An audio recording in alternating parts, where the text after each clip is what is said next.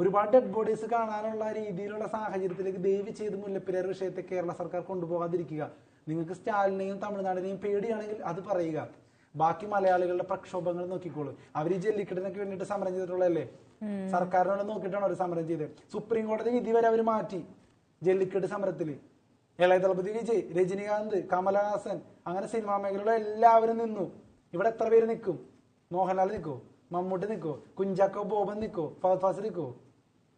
അവരുടെ സിനിമയ്ക്ക് വേണ്ടി എന്തെങ്കിലും ചെയ്യുക, അതുപോലെ വല്ല അല്ലെ, അങ്ങനെയുള്ള കാര്യങ്ങളല്ലാതെ നിങ്ങൾക്കൊന്നും വേറെ പരിപാടിയൊന്നുമില്ല.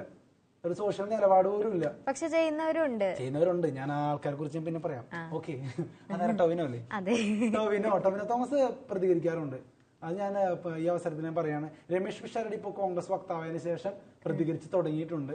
അതുപോലെ ചിലരൊക്കെ, സുരേഷ് ഗോപി കേന്ദ്ര സഹമന്ത്രിയാണ്, മുല്ലപ്പെരിയാർ വിഷയത്തിൽ ഭയങ്കരമായിട്ട് അദ്ദേഹം ഇടപെടുന്നുണ്ട്.